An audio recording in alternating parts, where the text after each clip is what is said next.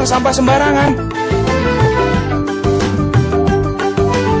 Udah tahu sampah biang masalah, buang sampah pada tempatnya lah. Iya ya, kalau bukan kita siapa lagi? Ayo kita buat Jakarta jadi bersih.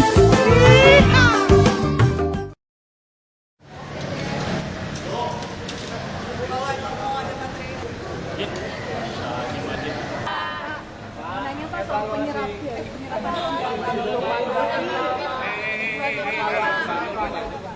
evaluasi betul-betul warga yang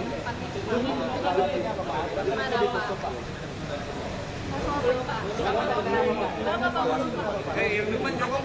Ya belum rampung evaluasinya, belum evaluasi. Paling nanti hari ini mungkin dapat saja. Jadi masih ada kemungkinan dibuka lagi Pak. Makanya Penuntutan ini belum kesimpulan ya. Penutupan itu menyebabkan yang di arteris itu menjadi sangat padat. Memang yang paling bagus menurut kita itu tolnya tidak ada pintu, tapi mobil bisa masuk tanpa harus bayar kartis. Artinya apa? Ya sistem kartu yang cepat, bukan nggak ngantri gitu loh. Sistem manual gitu ya Pak ya? Ya sistem manual aja. Iya, artinya nggak manual lagi sistemnya yang dibangun di situ. kemungkinan penerapan di jalan tol gitu Pak. Ini belum kesimpulan ya, tadi belum kesimpulan. Baru nanti ada laporan detailnya, tapi pengamatan lapangan kita seperti itu. Karena nanti ini menyangkut dari Polda, dari Desub, PU, semuanya akan melihat itu, akan memberi laporan. Pak, masalah jalan tol gimana nih Pak? Namanya 71%, tapi nanti saya kira akhir tahun akan kelihatan. Silvanya diperkirakan berapa Pak? Namanya? Ya nggak tahu, yang jelas pasti gede. Rata-rata kenapa menyebabkan silva rata-rata? Yang paling banyak masalah pembelian lahan. Jadi ternyata lahannya masih ada problem dokumen, sengketa yang dulu diperkirakan nggak ada masalah sengketa, ternyata ada yang ngeklaim gitu yang banyak. Sehingga yang banyak gagal di situ. Tapi tahun depan akan dianggarkan lagi nggak Pak pembelian lahan? Namanya tetap. Hanya memang harus dipastikan bahwa tanah itu bersih, tidak ada masalah, jangan sampai sudah tidak ada masalah. Yang paling banyak itu. Penyerapan berapa persen? Target sampai akhir tahun ini penyerapan Ya, di atas 90, di atas 90%. nggak nyampe 90%. Apanya? Ya target. Ya tahun kemarin berapa? Tahun dulu karena hanya 80-an.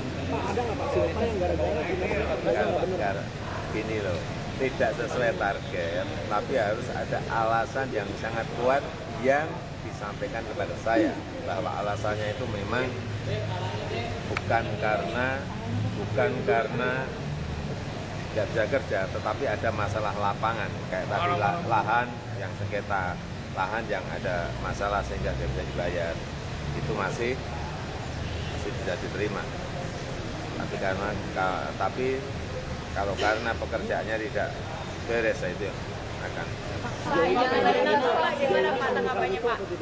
Sejauh ini menemukan itu apa gitu? Belum, laporannya baru sepotong, belum secara total. Pak jalan tol Pak. Menyerah apa?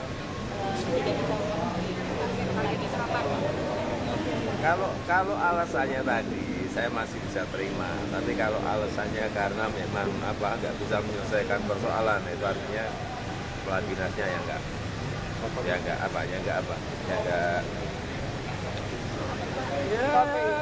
bisa menyelesaikan masalah, nggak pintar menyelesaikan masalah, nggak pandai menyelesaikan persoalan, nggak pandai mencarikan solusi dari sebuah persoalan. Pak, koordinasi dengan pihak rumah sakit untuk DKS 2014 gimana Pak? Koordinasi dengan pihak rumah sakit untuk DKS 2014. Koordinasinya gimana dengan DKS? Nggak ada masalah. Tidak ada masalah. Pak, nanti Silvanya sendiri untuk kemana Pak? Apanya? Jauh Pak. Oh, belum jelas juga ditanyakan. Nanti aja Tapi tahu. yang gede Pak itu 70. Nanti yang baru tahu kalau sudah anggaran ditutup, bukunya ditutup, brek, baru berbicara. Oh, masih. Pak, BPH Migas bilang menyetujui bahwa soal wacana pencabutan gaji BBM. BPH Migasnya Setuju Pak, gimana Pak? mendukung Pak BPH Migasnya Pak. Yang memutuskan siapa sih? Ya pusat. Ya, tanyakan ke sana. Namun dari Pemprov DKI sendiri sangat merekomendasikan nggak sih Pak soal pencabutan? Gimana sudah diomongin bolak-balik untuk mobil, ya, untuk mobil ya, sudah. Tetapi keputusannya ada di, ya udah, tanyakan ke sana. Pak lelang antara Pak, warga waduk yang tidak mau direlokasi tindak lanjutnya gimana Pak? Hasilnya Pak, iya Pak. Itu kalau belum investigasi Pak, itu gimana Pak? Sudah ada. Beberapa sudah ketemu, tetapi belum final. Jadi saya belum bisa menyampaikan. Beberapa itu apa Pak? Apa tuh Pak yang sudah ditemukan? Apa itu teman tadi? Yang ditemukan dari Awas, dokter nggak apa? usah. Nanti kalau sudah mengumpul semuanya baru saya ngomong. Kemarin 2 hari Pak, ini udah berapa hari? Namanya Arahnya Pak, arahnya kemana? arahnya ke utara. Pak untuk warga tahu. Waduk yang Kesalahannya ada di mana gimana Pak? Kesalahannya ada di pihak mana? Arahnya ke utara. Ada di dinas atau ada di mana dinasnya Pak? atau memang Yang ada dituduhkan sama ini? kesalahan dalam prosesnya Pak? Itu yang belum sampai ketemu total, namanya ketemu usul kap Tapi ada Kleru nanti. kebocoran Pak dipublikasikan kebocoran selesainya kapan? Gimana Pak? Ya kalau sudah rampung pasti selesai. Tapi prosesnya tetap berjalan Pak. Prosesnya tetap berjalan, proses jalan. Apanya? Proses jalannya tetap berjalan tesnya. Ya berjalan, tapi bisa aja nanti kalau ada masalah diulang. Pak, Mungkin kita ada yang tindak lanjutnya gugur gimana nggak, Pak? Waduk yang tidak mau direlokasi Pak? Mungkin ada yang jadi gugur nggak Pak? Ya kalau memang di situ ada permainan bisa aja gugur. Itu kan nggak apa-apa gugur 1 atau gugur 1000. Cuma satu berarti Pak? Apa ada lainnya? Ya bisa aja gugur 1000 lagi kan ada 10.000 yang lain. Pak, satu lagi dong Pak. Pak, Program dulu Pak. ini Pak soal prioritas pembangunan DKI Jakarta untuk 2014 apa Pak? Prioritas pembangunan DKI Jakarta untuk tahun depan 2014. Tetap konsentrasi di macet, di banjir, dan tata ruang. Artinya di perumahan yang banyak nanti. Kalau persiapan untuk menghadapi banjir sendiri gimana? Persiapan DKI sendiri menghadapi banjir sendiri? Karena waktu yang Meresapannya udah rekam.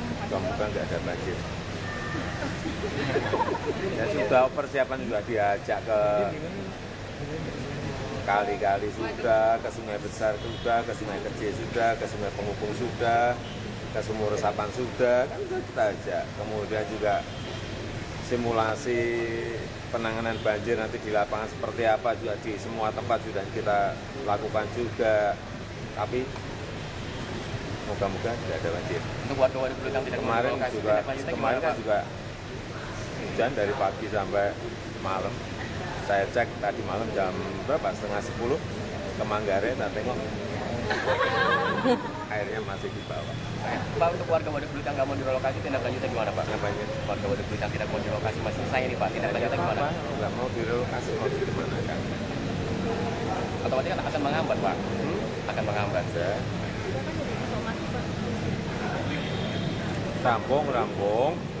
Rampung, selesai. Lihat aja. Pak, untuk dinas-dinas yang tadi terapannya tidak maksimal karena kurang perform, itu nanti gimana Pak? Akan diganti kan? Ya pasti ada. Ada yang diganti Pak? Loh ya pasti ada. Berapa Pak? Berapa no? Anggarannya belum rampung kok. Mana Pak? Oh, inisial. Kan belum rampung, realisasinya ini rampungnya ini sampai tanggal 30. Tapi harus berarti ada yang siap-siap. Ya, harus siap-siap.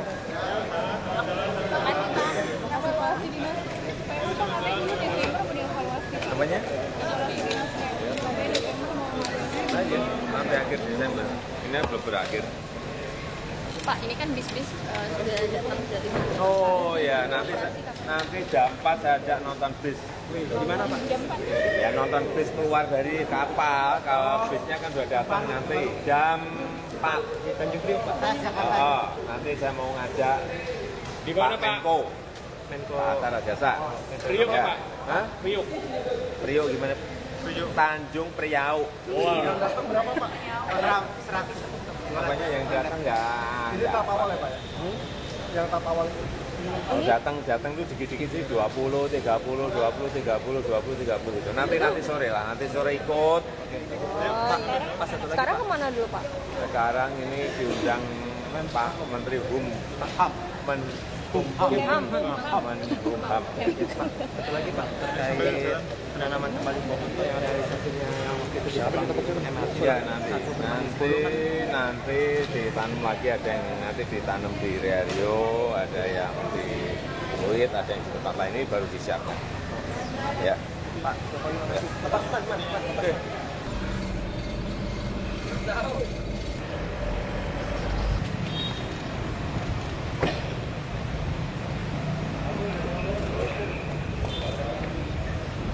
Ini musim hujan, urusan banjir aja Tapi kan masih banyak Pak Jokowi yang mendukung Pak Jokowi sekarang. Iya, ini kan musim hujan, ngurusin hujan, ngurusin banjir aja pusing ngurusin relawan.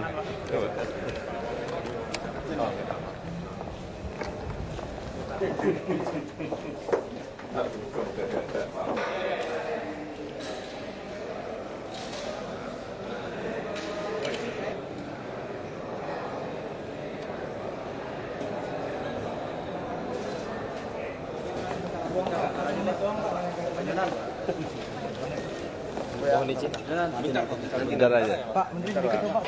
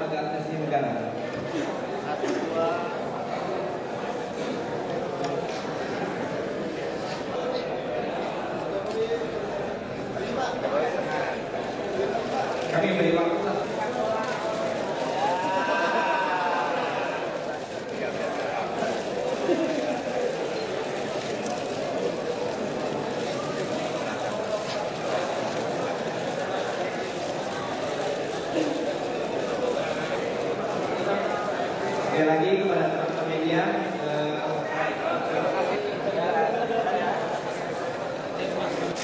terima kasih kepada narasumber. Bapak Ibu, rekan-rekan media semua yang saya cintai, saya banggakan. Ini memang agak spesial akhir tahun, edisi akhir tahun. Biasanya kita ngadakan diskusi media bulanan tidak seramai ini. Tapi karena hari ini memang saya yakin teman-teman juga melihat siapa yang ada di depan. Pak Agus, dia adalah Kepala Lembaga Administrasi Negara. Tentu Pak Menteri tidak perlu diperkenalkan sebagaimana di samping beliau Pak Jokowi. Pak Ignatius Donan, Direktur Utama Kereta Api Indonesia, dengan berbagai macam inovasi beliau untuk kereta api kita. Dan Ibu Risma, Wali Kota Surabaya. Hari ini kita sama-sama akan mendengarkan paparan-paparannya. Memang tidak panjang, mudah-mudahan sampai setengah 4 begitu. Tapi Pak Bu, nanti setelah itu kita pertama kali sebelum kita diskusi.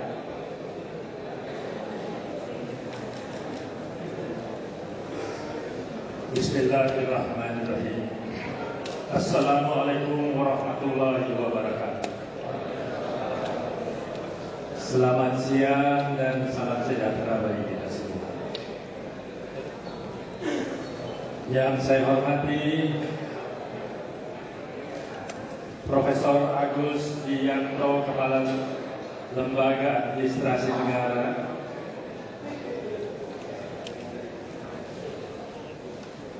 Bapak Joko Widodo, Gubernur Provinsi DKI Jakarta, Ibu Tri Risma Harini, Wali Kota Surabaya, Bapak Ignatius Johan, Direktur Utama PT Kereta Api Indonesia,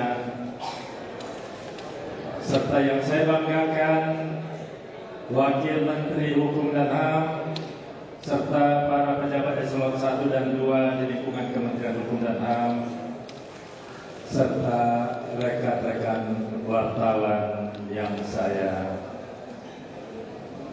muliakan.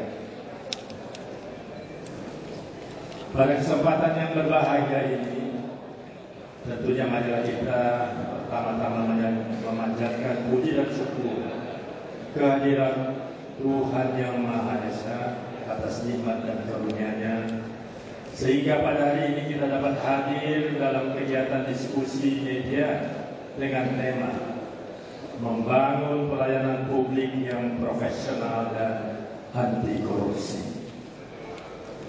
Saudara-saudara yang saya hormati, sebagaimana kita ketahui, setiap aktivitas penyelenggaraan birokrasi pemerintahan pada hakikatnya merupakan bentuk pelayanan publik, di mana untuk itu aparatur birokrasi sebagai pelayan publik, public servant, haruslah mengarah pada kultur melayani masyarakat. Waktu pelayanan yang terlalu lama, birokrasi yang berbelit-belit dan kurangnya transparansi, hal ini diperparah pula dengan maraknya tindakan korup dan budaya pungli di dalam, yang mengakibatkan ketidakpercayaan masyarakat. Makna yang sangat dalam karena menggambarkan masih buruknya birokrasi dalam melayani masyarakat. Pelayanan publik yang lambat dan terkesan sulit cenderung menghadirkan potensi penyimpangan. Kalau ada pungli, dan yang sulit pun bisa dipermudah bila ada pelicin. Bahwa bidang-bidang pelayanan publik di kementerian ini sangatlah banyak dan beragam. Control authority, pemberian bantuan hukum, kekayaan intelektual memerlukan regulasi.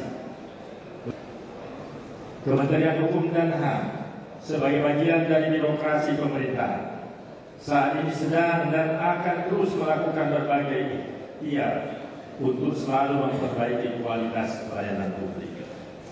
Review business process, layanan publik online, dan optimalisasi teknologi informasi untuk perbaikan sistem merupakan beberapa langkah yang kita tempuh untuk memperbaiki kualitas pelayanan publik. Nantinya diharapkan akan terwujud pelayanan publik yang cepat, tepat, dan akurat, serta tentunya anti pungli.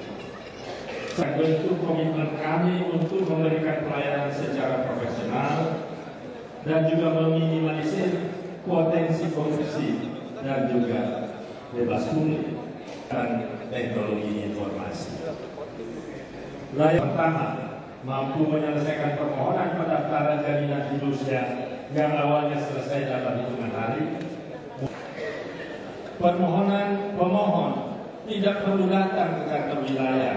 Ikhtiar memperbaiki pelayanan terus dilakukan. Evaluasi serta perbaikan bisnis proses layanan dokumen keimigrasian dilakukan guna mewujudkan pelayanan keimigrasian yang lebih mudah, aman, transparan, serta memberikan kepastian, serta jaminan pelayanan prima, kitas ataupun kitab elektronik, e-kitas dan e-kitab pada kantor-kantor imigrasi terpilih.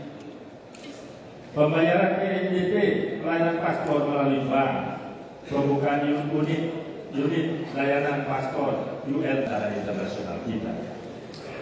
Seiring dengan hal tersebut, dilakukan penertiban biro jasa, pengajuan permohonan melalui internet, dan adanya fasilitas informasi tentang status permohonan melalui short message service SMS yang merupakan seluruh jajaran Direktorat Jenderal Imigrasi Kementerian Hukum dan HAM. Dan kunjungan berbasis IT dan aktif jajaran pemasyarakatan untuk menghilangkan praktek pungli dalam kegiatan kunjungan di lapas maupun rutan. Saudara-saudara yang saya hormati, selain perbaikan sistem, Kementerian Hukum dan HAM juga sedang melaksanakan upaya perbaikan di bidang sumber daya manusia. Eksternal, ada ombudsman, lembaga swadaya masyarakat (LSM), hingga perguruan tinggi dilibatkan secara nyata. Proses open bidding jabatan dimulai dari pengisian jabatan Inspektur Jenderal. Khusus open bidding Dirjenpas, kita menetapkan metode yang sangat ketat dan terbuka luas untuk pengisian jabatan di Kementerian Hukum dan HAM. Sungguh terhormat karena telah hadir di tengah-tengah kita para narasumber yang merupakan tokoh dalam reformasi pelayanan publik di negeri ini. Telah dilakukan di institusi mereka masing-masing. Pada akhirnya para yang saya hormati, demikian yang dapat saya sampaikan dan besar harapan saya melalui acara ini dapat terpublikasikan secara luas berbagai tauladan perbaikan pelayanan publik dalam praktik birokrasi pemerintah. Pada akhirnya semua ini akan berujung pada upaya untuk mewujudkan clean and good governance menuju Indonesia yang lebih baik dan tentunya bebas korupsi. Wassalamualaikum warahmatullahi wabarakatuh.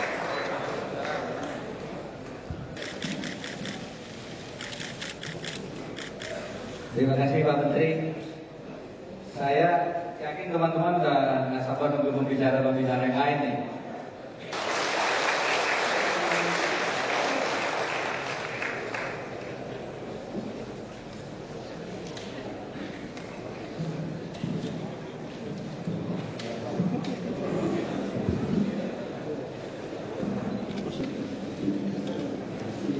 Warahmatullahi wabarakatuh.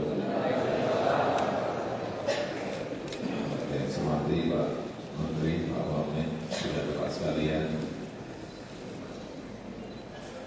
saya mungkin langsung ke materi saja.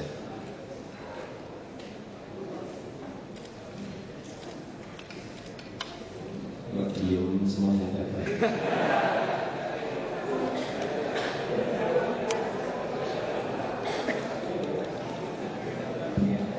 Jadi banyak yang menyampaikan kepada saya, kenapa sih saya harus setiap hari, betul-betul setiap hari, terus ke lapangan, turun ke bawah, berbicara dengan masyarakat, berbicara dengan akar rumput, kenapa itu harus dilakukan? Jawaban saya sama, dari dulu sampai sekarang jawaban saya, bagaimana kita bisa tahu persoalan, bagaimana kita bisa tahu problem di masyarakat, di lapangan, bagaimana kita bisa tahu masalah-masalah yang ada di bawah. Kalau kita bersentuhan tangan saja dengan masyarakat tidak pernah, bersentuhan kulit saja tidak pernah. Kita hanya di kantor, dan nggak tahu problem mereka apa, keluhan mereka apa. Sehingga ini perlu saya sampaikan, bolak-balik saya sampaikan dari saya. Benar, di kantor paling 1 jam dan dia keluar karena masalah saya tidak ada di kantor.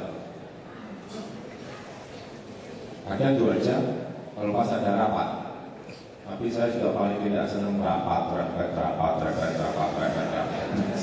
Paling nggak kuat saya suruh rapat, itu paling nggak kuat. Sehingga dia apa? Ya ke lapangan. Dan lapangan itu persoalan itu bergunung-gunung, bergudang-gudang, bertumpuk-tumpuk kalau kita mau lihat betul. Banyak sekali. Waktu jadi gubernur awal, saya langsung masuk ke kampung. Apa yang saya lihat?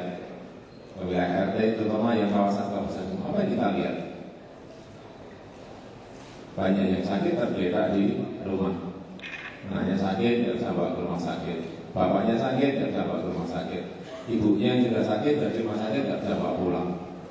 Tidak hanya ratusan, tidak hanya ribuan, tidak hanya puluhan ribu, tapi ratusan ribu. Ya betapa sedihnya kita. Tiap hari yang kita lihat hanya itu saja. Kalau kita ke kampung, keluarnya itu. Kampung keluarnya itu. Kampung keluarnya itu. Dan kita lihat langsung, kita dengar langsung, sakitnya dia tidak tahu apa. Padahal saat itu di APBD kita ada 1,5 triliun. 1,5 triliun anggaran kesehatan untuk masyarakat, bukan anggaran di dinas kesehatan. Kalau anggaran di dinas kesehatan ada 8 triliun. Tapi anggaran khusus untuk masyarakat itu 1,5 triliun. Saya tanya, bagaimana anggaran ini bisa sampai ke masyarakat? Karena yang saya lihat di lapangan, masyarakat tergeletak semua di rumah, tidak bisa mengakses pelayanan kesehatan. Jawabannya adalah karena ada SKPM, Pak. Anggarannya disiapkan dan tiap tahun juga habis. SKPM. Jadi kalau ada warga yang sakit, saya harus ke RT cari rekomendasi untuk SKPM. Dari RT saya ke RW, dari RW saya ke kelurahan, dari kelurahan saya ke puskesmas. Berapa? Ya kalau Pak RT-nya ada, ya kalau Pak RW-nya ada. Padahal yang sakit sudah gini-gini. Ini sistem apa? Tapi yang saya heran, duitnya ya habis itu setiap tahun. Nggak ngerti saya, kemana nggak ngerti. Sehingga muncul ini kartu Jakarta Sehat. Gara-gara bulan November, sebulan setelah saya dilantik, ini keluar truk ke masyarakat. Sudah kita berikan sekarang 3,2 juta ini kepada masyarakat. Apa hasilnya? Berat semua pegang ini, semua lari semua ke rumah sakit untuk diobati. Loncatannya ada kira-kira 510 ribu, semuanya berbondong-bondong ke rumah sakit semuanya. Ya karena mereka sudah bertahun-tahun sakit dan tidak diapa-apakan. Jadi benar mereka datang ke rumah sakit sudah betul. Akibatnya apa? Rumah sakit tidak bisa menampung, ruangannya penuh semuanya, tidak ada. Akibatnya apa? Saya Bapak Ibu ingat bulan Januari atau bulan Februari yang lalu, tahun yang lalu, yang disampaikan adalah sistem ini sistem yang terintegrasi dengan bank dan rumah sakit. Sistem ini tidak benar, sistem ini tidak siap. Betul begitu?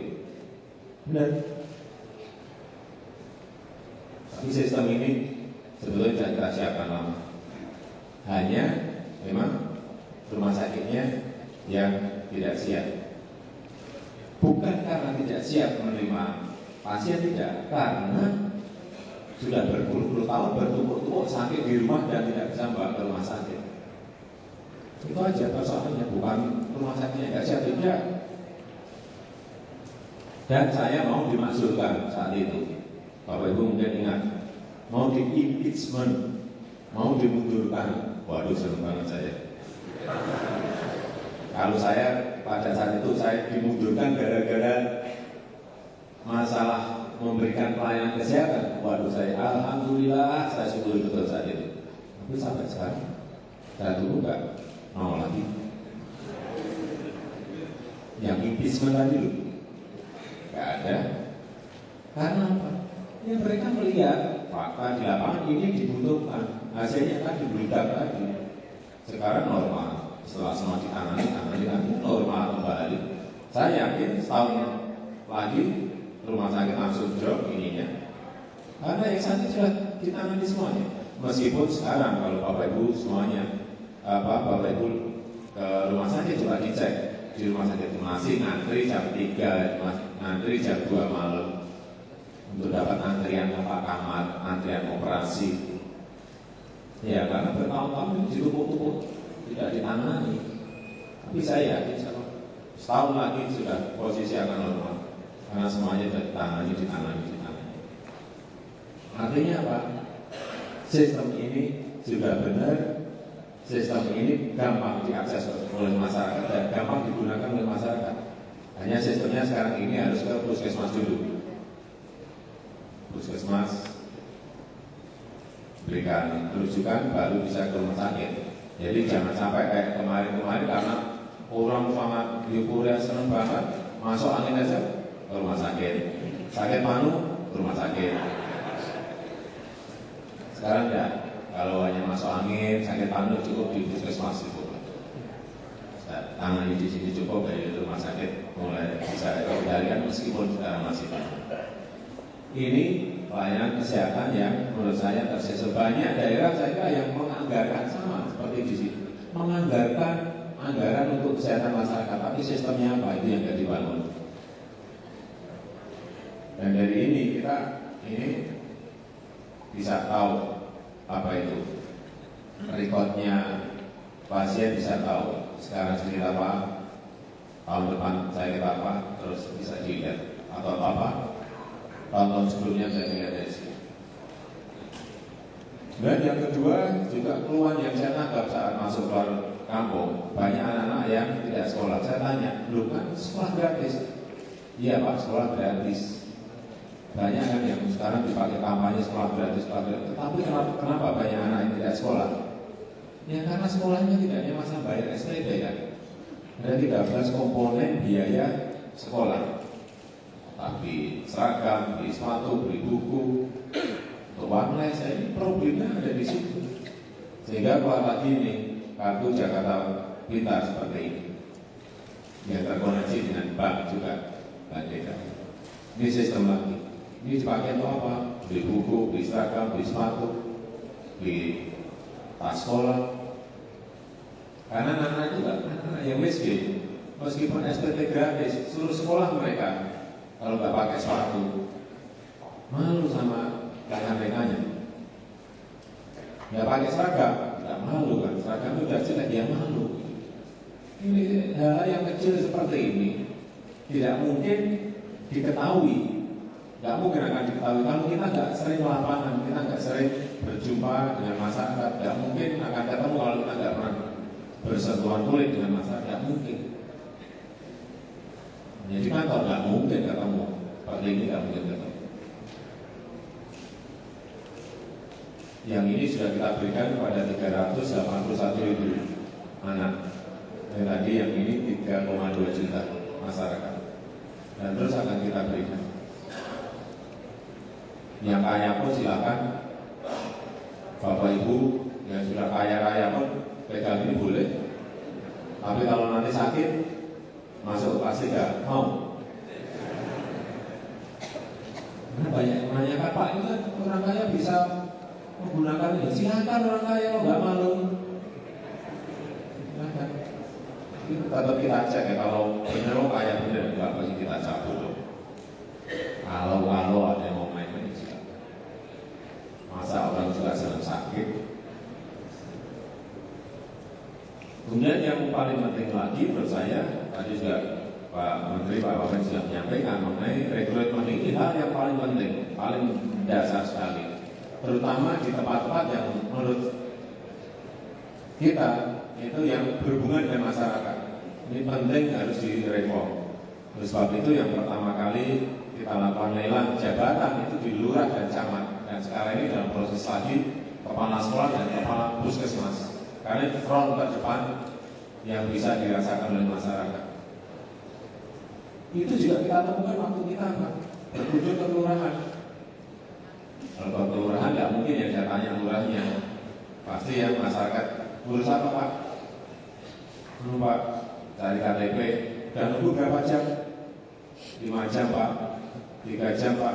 Saya seperti itu. Saya inginkan ya sesuatu yang harusnya cepat, kenapa harus dilambat-lambat?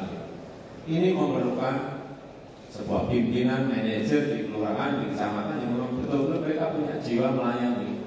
Kalau tidak akan mungkin. Dan memang masih terus terang waktu lelang jabatan yang pertama kemarin, kita masih sulit mencari itu. Dari yang ikut tes saat itu hampir 60% itu tidak berada pada kualifikasi. Tapi masa mau kita untuk pertama ya sudah lah, karena ya kita dapat kira-kira 20%, tapi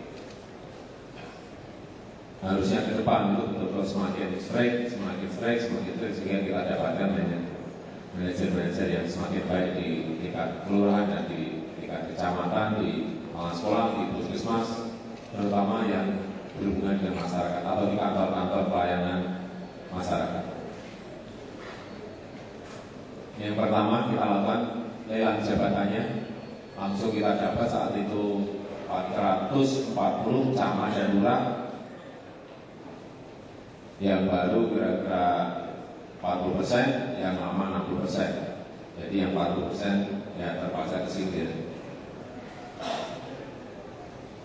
Kemudian kita perbaiki juga fasilitas-fasilitas di kelurahan, baik tempat tunggu, baik tempat pelayanan, semuanya pada format bentuk yang sama.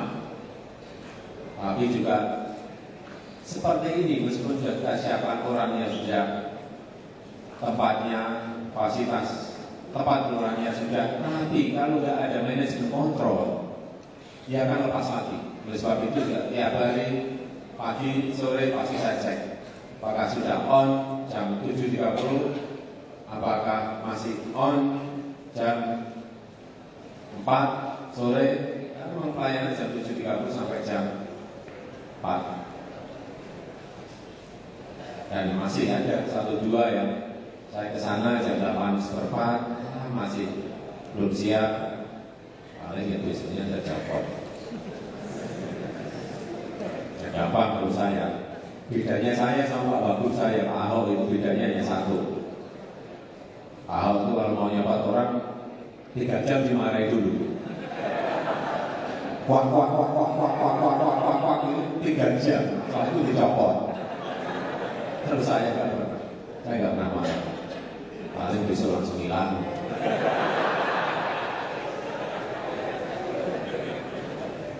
Ini yang PTSP kita. PTSP yang saya siapkan kira-kira 6 bulan, dan baru kira-kira berapa? Seminggu yang lalu perdanya sudah siap. Dan fasilitas tempatnya sangat bagus.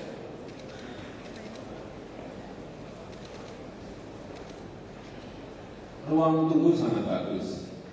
Sistemnya disiapkan. Tetapi kalau tidak ada manajemen kontrol yang baik, jangan harap kita akan mendapatkan juga yang terbaik. Kebiasaan ini menurut pengalaman saya di waktu di Solo 2 tahun membiasakan agar berada pada form yang betul. Terus dicek lagi. Memang harus seperti itu. Harus seperti itu.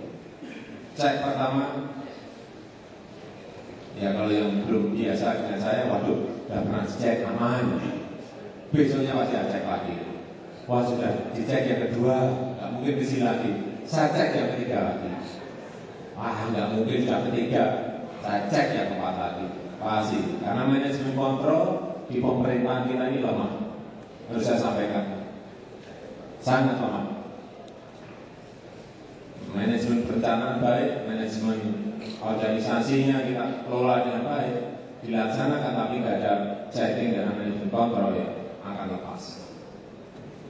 Pengalaman yang saya lihat selama 9 tahun memegang di pemerintahan, karena sebelumnya saya di swasta.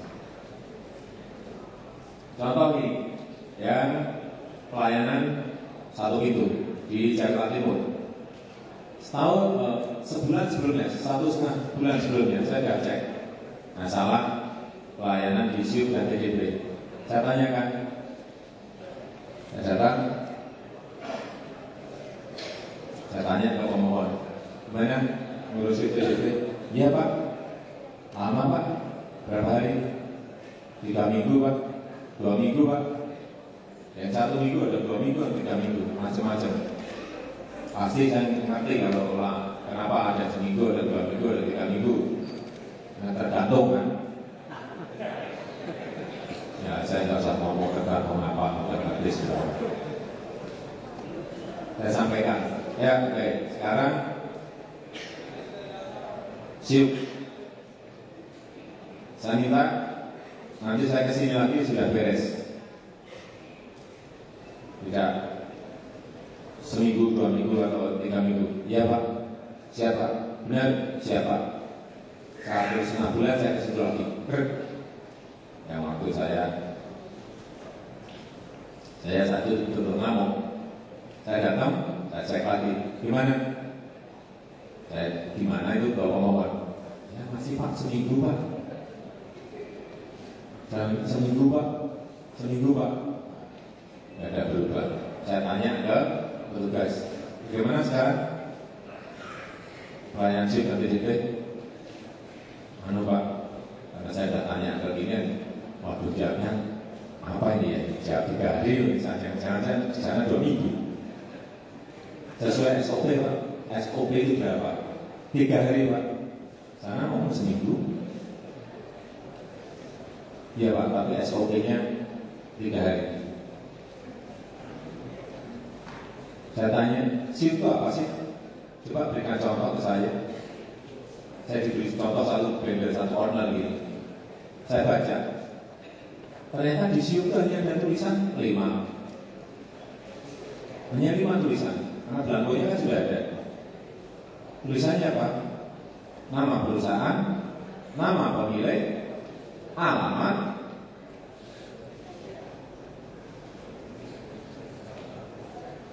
perusahaannya jenis apa, modalnya berapa. Hanya itu aja, nggak ada yang lain. Coba saya minta tulis itu berapa menit, 3 menit rampung. Nah, kok bisa harus seminggu, harus 3 hari? 3 menit rampung kan? Ya Pak, di sini Pak, ngetiknya 3 menit Pak. Tapi yang di atas Pak, itu nunggu tanda tangannya seminggu Pak. Ternyata yang problem tidak di kantornya Pak, yang di atas yang tanda tangan. Saya minta, makanya saya bawa ke atas, diantar oleh kepala yang di bawah. Harusnya naik ke lantai 3, saking bingungnya diantar naik ke lantai 4. Tidak naik lift, naik tangga ini. Sudah di bawah marah, dibawa ke lantai 4, tuk, lalu. Bukan di sini Pak, turun lagi. Saya kan sudah marah, sudah suruh naik, turun. Udah, masuk ke ruang. Lantai 3, kemudian saya tanya bagian tanda tangan. Harusnya ada 30 orang, nggak ada, yang ada hanya 7 orang. Yang bertanda tangan juga nggak ada. Saya suruh buka komputernya, kelop Pak, daping, dibuka, nggak bisa. Satu lagi buka, nggak bisa juga. Di Jakarta saya marahnya sekali itu, saya bandingin tadi. Apanya? Order yang besar.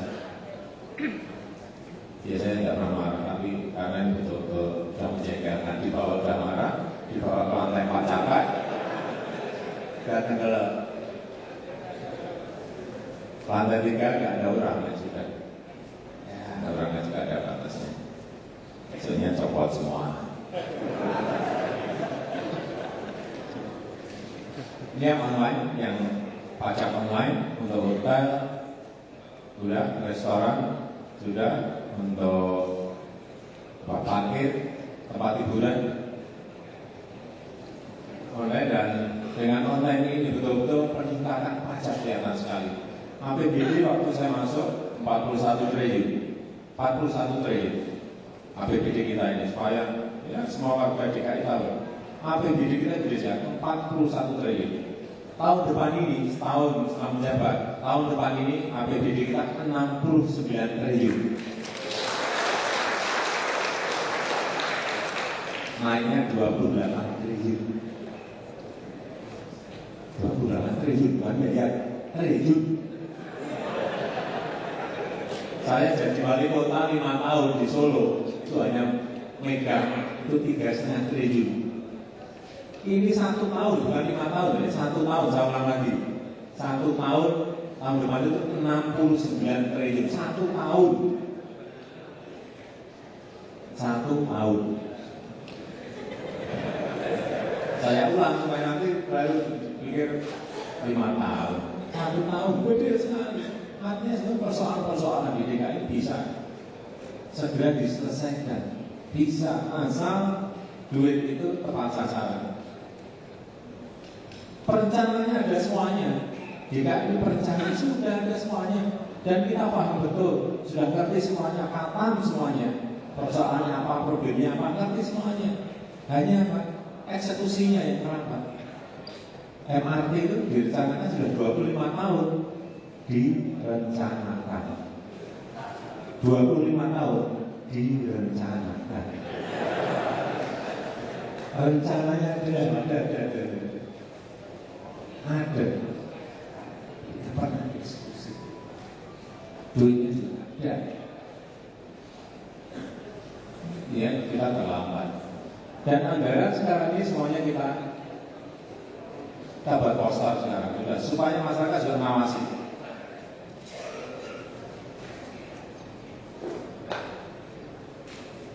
Ini anggaran kita buat poster seperti ini, di web juga, kemudian buat poster per kelurahan ada, kelurahan bisa ngecek, kemudian kalau ada komplain, komplainnya ke siapa, di bawah ada semuanya.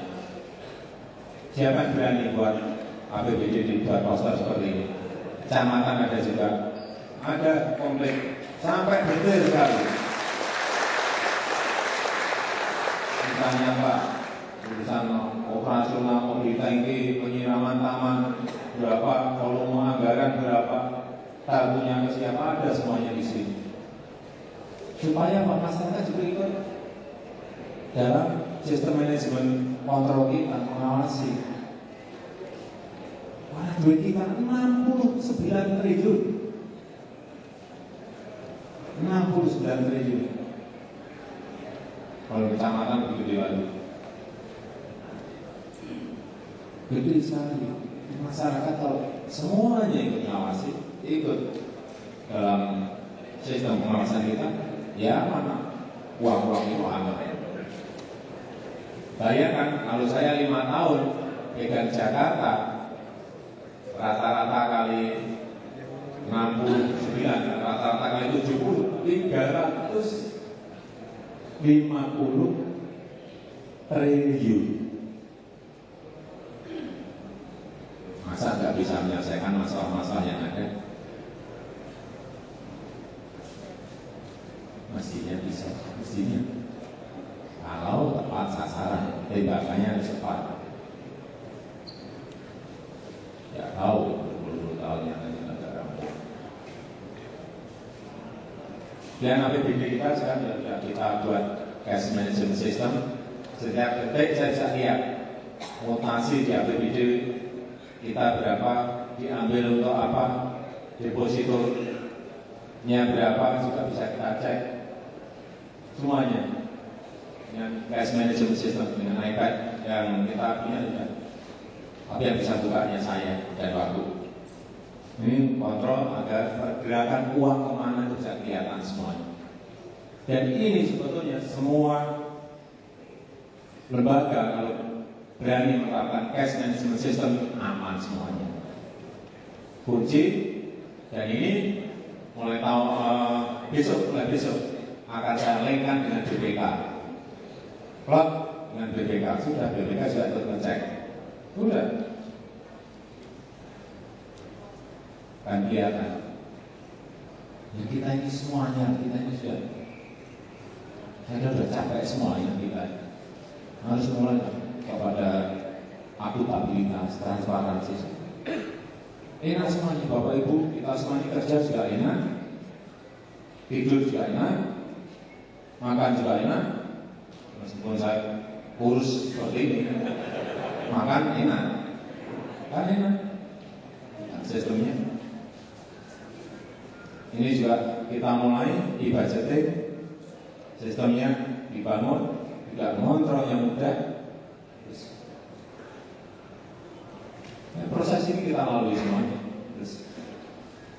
Bagian e-purchasing sama yang kita kata 2 minggu yang lalu waktu kita beli daftar untuk sampah, kalau pakai lelang hitungan kita paling dapat 80. Dengan e-purchasing kita dapat truk 92 truk plus masih sisa 2,9 miliar. Murah sekali, efisien sekali. Sehingga ini kita semuanya yang perlu yang bisa di-i-kan, bukan ikan di-i, yang bisa di-i, bisa di-i, tidak. Sistemnya semua terbangun dan insya Allah semuanya akan bisa diberikan. Terima kasih. Assalamualaikum warahmatullahi wabarakatuh. Waalaikumsalam. Baik, terima kasih Pak Jokowi. Tadi sudah saya sampaikan, Pak Menteri ada ditunggu sudah acara jam 2, jadi beliau mendahului kita.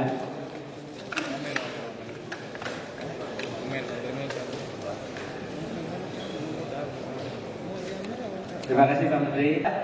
Ada satu Pak, ada satu. Ya, satu. Langsung aja, langsung silakan. Ya, langsung. Assalamualaikum warahmatullahi wabarakatuh. Mohon izin Pak Wamen, mohon izin Pak Gubernur. Langsung aja. Ya, Andi Tertib dari Direktorat Jenderal HAM. Terkait dengan paparan Bapak terkait dengan pelayanan kesehatan, saya sebagai warga DKI Jakarta juga ingin mempertanyakan Pak, dari apa yang Bapak sudah upayakan terhadap pelayanan kesehatan terhadap warga DKI Jakarta, tentunya apakah pelayanan tersebut sudah menyelesaikan persoalan-persoalan warga DKI Jakarta terkait dengan kesehatan Pak? Karena apa? Saya belum tahu anggaran kesehatan yang Bapak anggarkan itu berapa besar dibanding kalau Bapak sendiri memberikan juga memberi pemahaman terhadap warga DKI Jakarta, sehingga ini bukan persoalan mereka tiap hari datang ke rumah sakit melapor memeriksa diri, akhirnya anggaran-anggaran itu terpakai untuk melayani masyarakat. Tapi bagaimana masyarakat juga mengetahui bagaimana pola hidup sehat? Kalau pola hidup sehat, tentunya dari jumlah warga DKI Jakarta yang diperiksa di rumah sakit itu kemudian menurun, otomatis anggaran juga akan menurun Pak.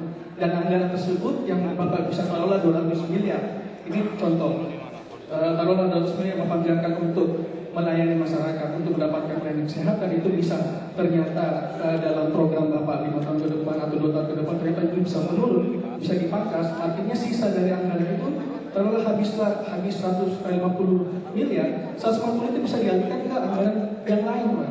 Pendidikan contohnya seperti itu. Nah ini apakah penyelesaian dengan memberikan kartu sehat itu akan suatu penyelesaian? Bagaimana program lain yang akhirnya memberikan suatu pemahaman kepada warga DKI Jakarta terhadap dan kesehatan? Terima kasih. Assalamualaikum warahmatullahi wabarakatuh. Merubah pola hidup masyarakat, lingkungannya dibuat baik sehingga sehat. Kalau sekarang coba Bapak bisa lihat di Penjaringan, di Pademangan, di Cakung, di Cilincing, di Tanah Tinggi, bagaimana mereka nggak sakit? Selokan mampet semuanya, buang air di situ semuanya, sampah ada semuanya di lingkungan itu. Bagaimana kita mau sehat? Yang benar adalah memang menyiapkan sebuah lingkungan yang sehat, pola hidup yang sehat pada masyarakat. Dan itu memang membutuhkan waktu yang panjang. Ini yang jangka pendeknya dengan sistem kartu ini. Betul, kalau itu betul. Lingkungan yang sehat, pola hidup yang sehat yang benar itu. Tapi ini memakan waktu. Sehingga crash program kita ini menyelesaikan yang sakit-sakit. Dan sekarang bisa kita lihat, waktu saya baru masuk jadi gubernur, setiap hari ke kantor itu ada 20-30 orang datang ke saya. sakit, masalah sakit, masalah sakit, masalah sakit. Setelah ini keluar, kartu ini keluar, sampai sekarang saya tidak pernah didatangi oleh masyarakat gara-gara masalah sakit. Nggak pernah, sama sekali nggak pernah. Artinya menurut saya urusan masalah sakit menyakit sementara ini bisa diselesaikan, tetapi memang persoalan besarnya ada di pola hidup dan lingkungan mereka yang harus saya setuju. Baik, Ibu, yang ya. Assalamualaikum warahmatullahi wabarakatuh. Waalaikumsalam. Pertama, saya mau menanyakan apakah betul Pak Jokowi mau nyapres? Bu, Ibu siapa namanya, Bu? Dr. Sulastri. Dari Rakyat. Dari rakyat. Karena maaf saja ya, saya berdua ini mikirnya Wali Kota Solo nggak selesai, DKI baru 1 tahun. Kalau nyapres lagi kayaknya nggak jejak dan maruf gitu. Ya sebagian dari Jakarta berpikir seperti itu, mau selesaikan dulu 5 tahun begitu ya. Nanti kalau prestasi ya kita dukung. Gitu. Yang kedua, saya ingin menanyakan sebenarnya usul ya. Yang terkait dengan kan, topik, Bu ya, yang terkait dengan topik ya. Usul kan untuk kepentingan DKI. Nah, ya kan problem kita itu kebanyakan rakyat di DKI. Ya, datang dari Jawa Barat, Jawa Tengah, Jawa Timur, bahkan dari luar Jawa, dari Banten. Kalau lebaran kosong, problem kemacetan hilang, jadi MRT, subway segala macam nggak perlu. Jadi problemnya bukan di jalan atau di bangunan, tetapi di income rakyat. Jadi kenapa Pak Jokowi tidak menggunakan teori saya waktu zaman Sutioso pernah saya kasih, supaya provinsi miskin dan kaya bersinergi. Kan tadi udah ngomongin ya kan, kita orang Jakarta menengah ini beli baju dapat pajak, beli satu dapat pajak, rumah kena PBB, semua masuk DKI. Kenapa tidak dipinjamkan kepada gubernur sebelah atau langsung kepada rakyatnya, sehingga nggak ada lagi rakyat urbanisasi ke Jakarta. Nilai subway, nilai MRT, nilai apapun itu dipinjemin aja ke rakyat-rakyat Jawa Tengah, Jawa Timur. Jangan ketawa Pak Jokowi, Sultan Hamengkubuwono menanyakan waktu itu enaknya saya gabung sama provinsi mana.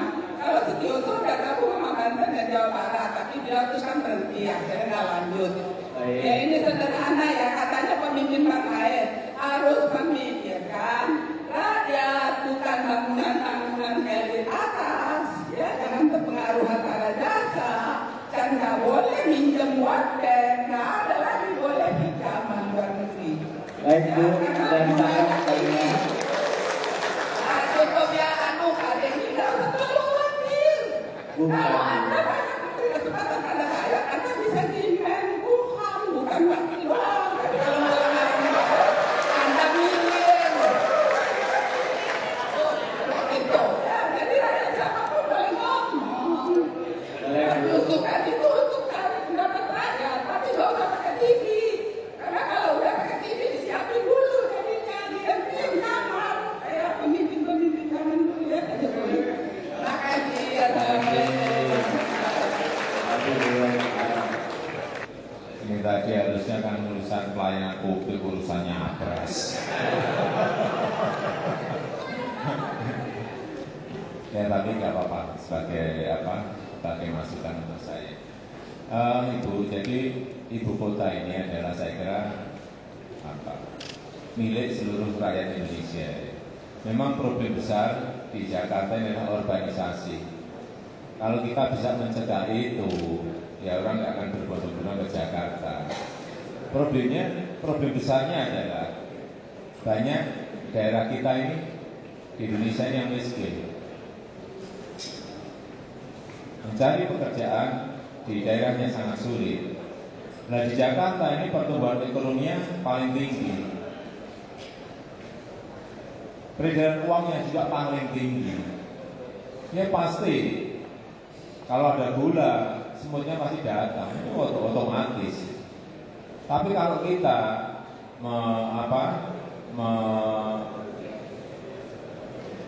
mendorong APBD kita untuk ke daerah yang lain, ya saya bisa dihabisi oleh DPRD kita, nggak bisa.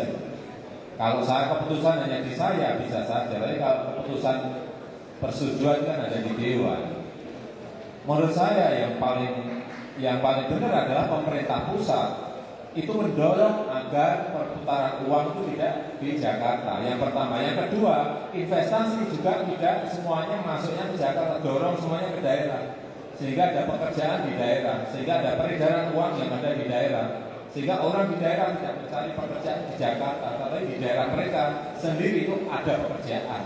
Ini yang menurut saya belum dilakukan, semuanya terkonsentrasi. Uang ini yang beredar di Jakarta 65% uang ini beredar di sini. Ya semua orang otomatis ke sini. Otomatis dan nggak bisa. Jakarta ini kita buat pagar, dibuat pintu, orang masuk beli karcis baru bisa masuk ke Jakarta, nggak bisa.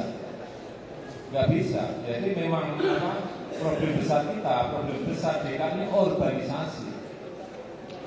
Dan nanti kalau tata ruangnya sudah betul, artinya apa? Ada vertical housing yang untuk masyarakat yang tidak mampu.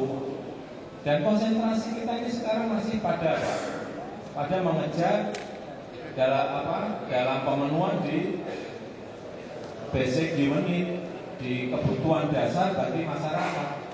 Bukan kita nggak bermimpi kok yang tinggi-tinggi. Sehingga keluar kartu Jakarta Sehat, kartu Jakarta Pintar, karena konsentrasi kita ke masyarakat yang tidak mampu. Juga sekarang juga sama. Saya nggak pernah ke mall, nggak pernah ke apartemen mewah. Kenapa saya terus terjunnya ke rakyat yang miskin-miskinnya? Karena problem besarnya ada di situ. Kalau yang gede-gede diberi peluang itu udah pinter-pinter, udah cari uang, cari duit, udah pinter. Tapi yang kecil-kecil, tolong dilihat yang masyarakat yang ada di bawah. Betul-betul sangat. Ibu pergi dari Kuningan, pergi dari Sudirman Tamrin, dari lantai 40 dan 60 langsung aja ke Penjaringan, ke Pademangan, Tanah Tinggi, ke Cakung Cilincing. Betapa gap kesenjangan itu sangat lebar sekali. Pak Denny. Baik, terima kasih Pak Jokowi. Karena sudah ditunggu agenda selanjutnya beliau ini. Masih ada Bu Risma dari Wali Kota Surabaya dan Pak Ignatius Jonan, Dirut Kereta Api. Pak, mohon kita bergeser ke tengah Pak. Terima kasih. Pak Agus ini dengan reformasi birokrasinya di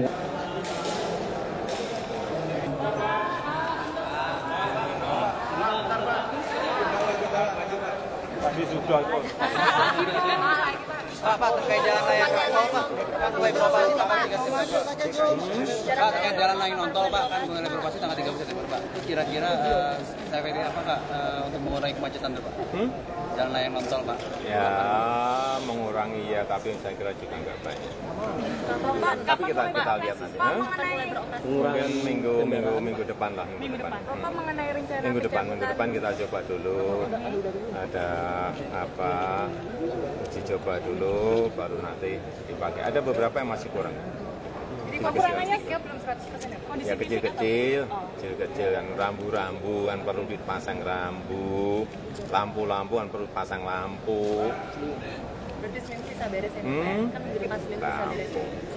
Bapak mengenai rencana Pak Ahok sambil jalan, Mas. Bapak mendukung rencana Tuh yang ngomong, saya dia ngomong bolak-balik, tapi keputusan itu ada di pemerintah pusat. Urusan itu ada di pemerintah pusat. Ya, bukan urusan kita. Kita hanya mengusulkan. Kalau dari Bapak ini? Dari Bapak Jokowi. Kan sudah saya sampaikan bolak-balik. Saya kira bagus kalau itu diputuskan oleh pemerintah pusat, tapi hanya untuk mobil loh ya. Untuk mobil, bukan untuk sepeda motor, bukan untuk truk, bukan untuk bus. Mobil untuk sesi tertentu saja atau semua mobil, Pak? Semua. Semuanya.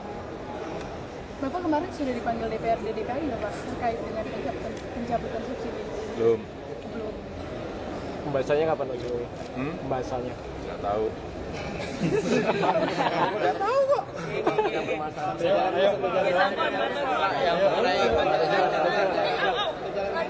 Ada masyarakat yang menamai dirinya pro Jokowi gimana Pak? Apanya? Ada masyarakat yang menamai Hah? sebagai Apa? pro Jokowi Pak. Pro Jokowi. Pro. Pendapat Bapak sendiri. Kenapa? Masyarakat yang menamakan diri sebagai pro Jokowi. Gimana? Ngapa? Maksudnya apa? Bapak, ya mungkin Dari satu kali Pak, survei Pak, di KPD rame tuh Pak. Buat Bapak jadi presiden Pak. Satu-satu apa? Gimana? survei itu kan terus banyak yang mendukung Bapak dan menamai. Menamai apa? Pro Jokowi. Terus ngapain pertanyaannya? Komentarnya Bapak sendiri terkait dengan dukungan masyarakat. Biasa aja. Mereka dukung calonan presiden Pak. Kita ini ngurus, tapi yang jalan nontol, realisasi anggaran, hujan tiap hari kayak gini aja. Pusing ngurus. Wilayah politik tanya. Belum kepikiran untuk RI 1 Pak? Belum kepikiran untuk RI 1? Nyalonin diri jadi RI 1 Pak? Mengurus pekerjaan sekarang ini di akhir tahun saja. Lihat mata saya merah enggak? Pak, menghadapi Natal dan tahun baru gimana Pak? Menghadapi Natal dan tahun baru Pak, DKI Pak. Saya sampai saat ini masih konsentrasi kerja di pekerjaan saya sebagai gubernur. Pak, siap didampingkan dengan Bu Mega, Pak. Sepanjang November Desember aja Pak di Surakarta Bapak. Apanya? Sepanjang November Desember itu banyak serangan ke Pak Jokowi sehingga kuadran negatif Pak Jokowi paling tinggi di antara. Diserang ya nggak apa-apa, diserang aja. Tapi kenapa nggak seperti yang dulu Pak? Misalnya ada Ngapain? Ngapain? Ya ngapain juga diserang? Ya pendukung koalisi, pendukungnya siapa? Persiapan DKI Pak untuk menghadapi persiapan Pak tahun baru Pak. Ada seperti tahun kemarin lagi nggak Pak?